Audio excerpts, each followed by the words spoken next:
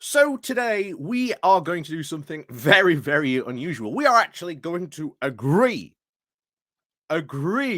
with an article on Conservative Home. Now, I'm not going to agree with everything on it, but I do agree with the article's main premise.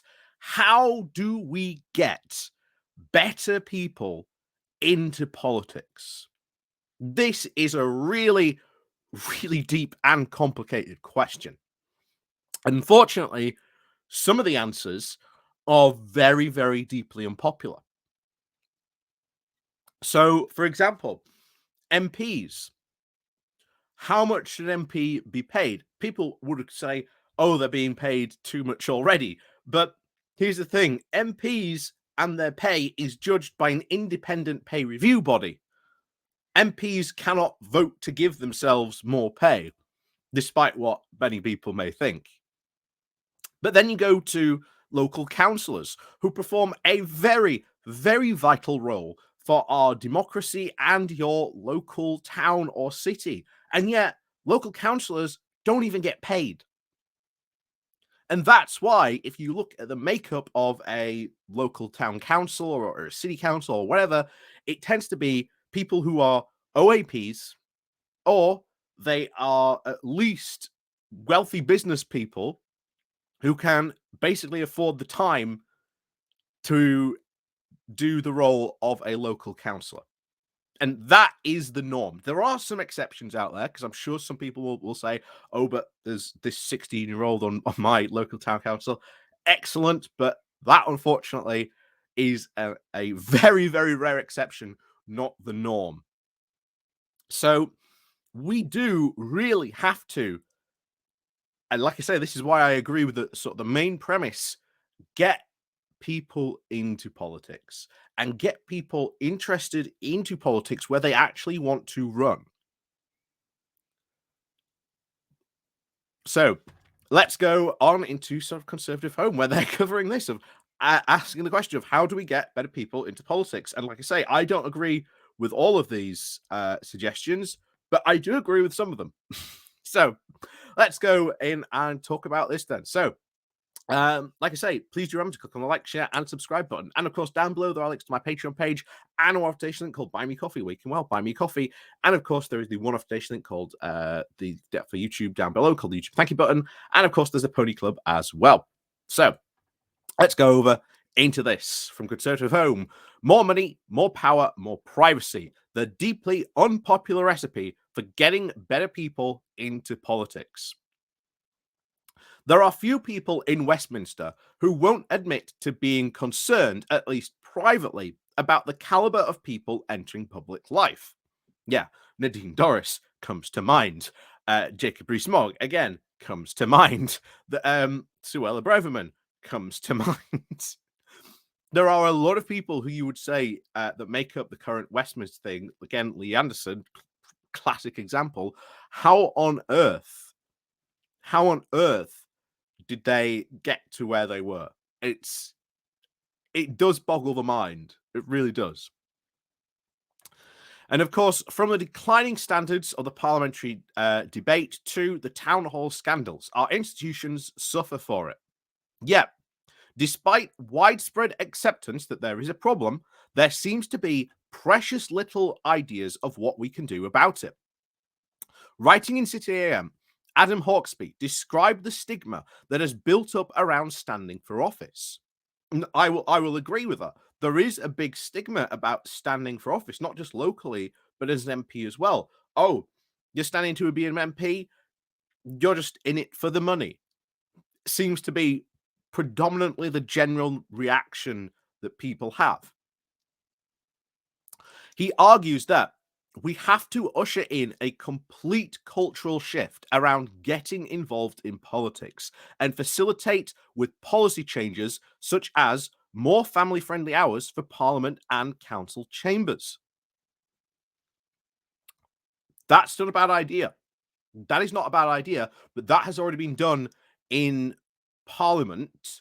And ultimately, while that has been done, has it had a good change? Certainly, I think you've seen more family-minded people probably step in and it's been a much helpful for them when it comes to sort of childcare.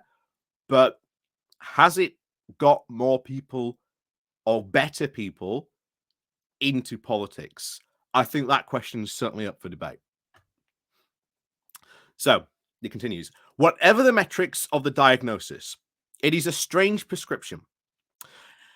In the 2 decades since Robin Cook first overhauled its arrangements, as we said, the House of Commons has already taken major steps to making its sitting hours more family friendly, and it has given us has it given us a better class of MP? Not obviously. And I would say again, the jury is out. Now, certainly, of course, this would encourage more people who have families to be able to take up being an MP. And again, I think that's a good thing, but is it getting better people going into politics? Again, good change, but it's difficult to debate how, again, has it been a improvement to improve the caliber of MPs? Again, it depends, I suppose, how you measure it. But I think Hawksby actually gets to the heart of the problem elsewhere in his piece. Unfortunately, it does not point to an easy or fashionable answer, saying, even worse is the speculation that someone could possibly be doing it for selfish reasons, for power or money or fame. In truth, politics offers little or three. Well, quite. There are plenty of good people prepared to get involved in politics for noble reasons, but it's not. But it is very often a miserable job. Power is an easy motivation to deride in the abstract, but the pursuit of the power to change things is literally what politics is. Yet, as Peter Franklin noted in his recent column about Caroline Lucas' decisions to stand down from Parliament, many of our politicians don't have the power to change much. Which is true. Again, you can't really be an independent in the House of Commons and make change. It is very, very hard. Even Caroline Lucas writes about how lonely it was being like the solitary Green MP. And while she has done a lot of campaigning, the change that she has probably wanted to deliver, unfortunately, probably hasn't gone that far. And I know that's people could very well argue that oh no, she's actually done a lot, but as she said, being a solitary Green MP in Parliament, she even said it herself, it's very, very lonely. So again, the doing it for power, again, when you're in a party, we've seen the complete breakup of the Conservatives all disagreeing over what they want and what they would like to do, and they can't even agree how to move forward. Hence why we've said before that the party is just completely out of ideas. But back to it. So indeed, many changes, such as the family-friendly hours, have arguably made the problem worse. Again, I would disagree with that. It hasn't made the problem worse because, again, you can get more people who might be family orientated into sort of running for an MP. So the program motions and time limited debates have transformed the role of the MP, with far less scope for debate, and the detailed scrutiny of legislation and super councillor busy work has ballooned in its place. Again, I think that's more really a fundamentally change of how our democracy has changed, and the fact that we really need to change how our democracy really works and functions. That's really it. He's sort of also, pinned a new thing that if this is more up to it, then we need to really look at our system and think, does our system or is our system really fit for the 21st century? And unfortunately, for most Conservatives, because again, they like to conserve, as far as they're concerned, Parliament is perfect and shouldn't change at all. I've said before, certainly changing the voting system needs to change. I think that again, civil servants, they need a massive boost in help into sort of what they're doing. But of course, again, the small g Conservatives won't like that. So you can see why, even though I want to really help improve our democracy and sort of how it functions and runs better, most conservatives would be massively against the ideas that I would want to put forward. So, meanwhile, the shorter hours never really family friendly, as most MPs' families are not in London. They simply leave one to with more time to get into trouble. Mm, that's a bit of a. I'm not. I can't agree with that. That the idea of, oh yes, that just MPs will just have more time to get into trouble. I don't agree with that, because that's a very very low opinion of Henry Hill saying, oh yes, all those MPs will have, while the cat's away, the mice will play type thing. Wink wink, nudge nudge. Mm, Now I'm sure it does happen, but yeah, that's a pretty low bar that you just go, um, yeah, MPs will just have more time to get in trouble. Yeah, and of course, then there's pay.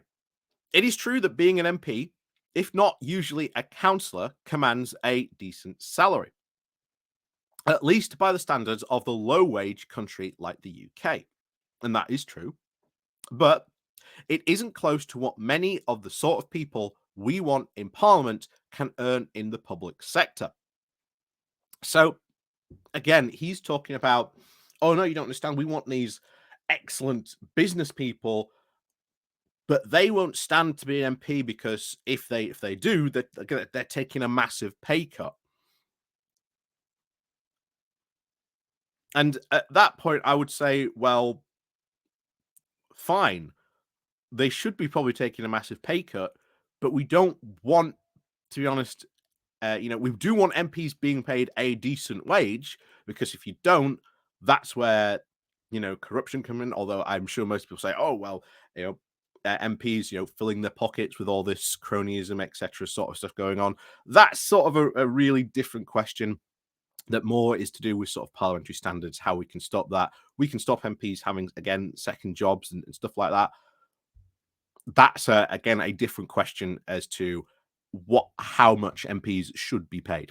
Maybe you could do it as a means test. Maybe you means test how much an MP gets paid. I don't know. There's a ton of ways you could do this, but councillors, I think, absolutely should get paid. I think that councillors perform an amazing job, but they don't get paid for it. And the thing is, I think if you paid councillors, then you would get more people wanting to be local councillors. And remember, most MPs were, at one point or another, most of them were local councillors. Most of them. Not all of them, but most of them. So, as for fame, well, most politicians might not be famous, which is, again, true. They say most people don't even know who their local MP is. So there you go. But in an era of social media, they can nevertheless end up in a goldfish bowl, and are much more directly exposed to abuse. And in general, the politician's role now commands, if anything, negative public esteem. Given all that, it is surprising that many people are reluctant to go into politics. The sacrifices, both in terms of money and privacy, again, I wouldn't say that sacrifice of money, because I know the type of people Henry Hill wants to attract. He is, again, talking about these big business people. But if you've ever worked in this realm of big business, and you've seen people earning X amount of money, people who have worked in those fields will tell you that they are shocked at sometimes how X amount of people get into those positions.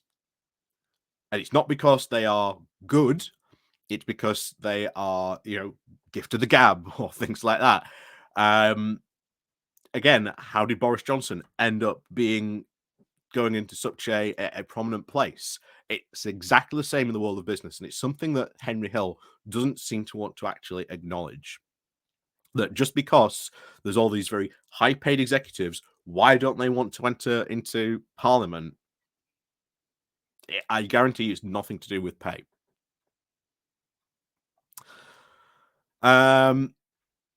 So the sacrifices, both in terms of money and privacy, can be great, and the odds of getting much done are often slim. nor that many who do actually stick around.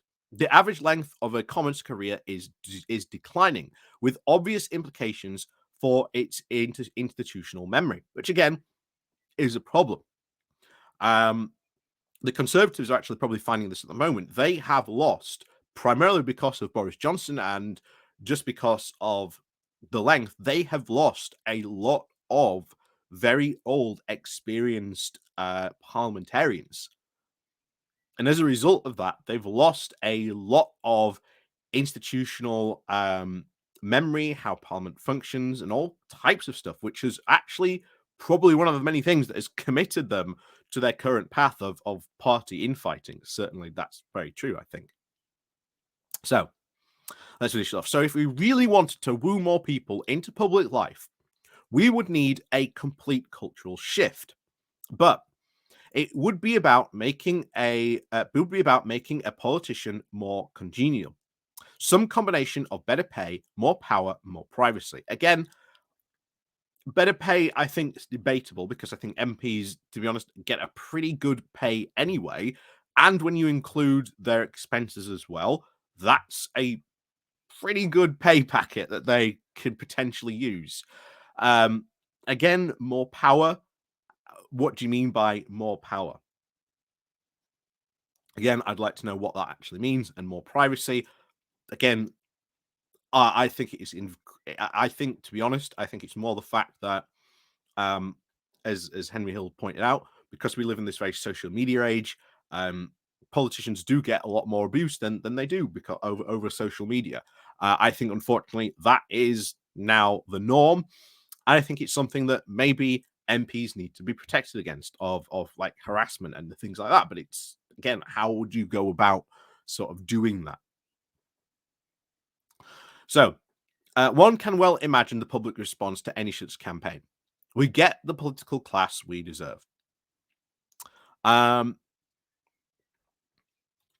so, what would I do? Certainly, I would give councillors an actual proper wage. I think, to be honest, like I say, they perform a valuable function in our democracy. They deserve to get paid. Um, and that would again encourage more people to be local councillors. Um, and again, that would improve people going in, getting involved in politics, and then probably wanting to move up into sort of being an MP. Like I say, most, not all MPs were at some point involved in local politics or being a local councillor. So that would again be improve it. But something interestingly, and I don't think this would work. I don't think this would work, but one of the things that would be interesting to put into to that, if you gave MPs a salary and you went, right, if you want to be an MP, then maybe you have to have served at least like a term as councillor. Gets you involved in politics, gets you involved with the idea of sort of democracy and things like that at a local level. And then of course eventually you can move up if you wish. I'm not 100% sure on that idea. Like I say, that has literally just come off the top of my head. So feel free to push back against that. Like I say, it's just an unformed idea. But there you go. I thought one of the things, term limits for MPs, this would again, I think, increase like the churn, and it would force the parties to really look at their candidates. Who are they selecting? If you can only stand as 2 terms as an MP before you have like a 3 election cooling off period or something like that, then what happens is you get continuously new people coming into your party, new people coming to the political system that have new and fresh ideas. I think that would be good. I really do think that would be good. And as I've said before, I think if you change the voting system to PR, I think that is where you would get more and better class of people. I think, again, as we said, reforming the House of Lords, I think would be a big, massive boost to our politics if we could change that into like a house of like regional representatives and get that voted in by PR. That would be a big, massive boost for our politics. But we have to want to change it. And as I've said, most of the big changes,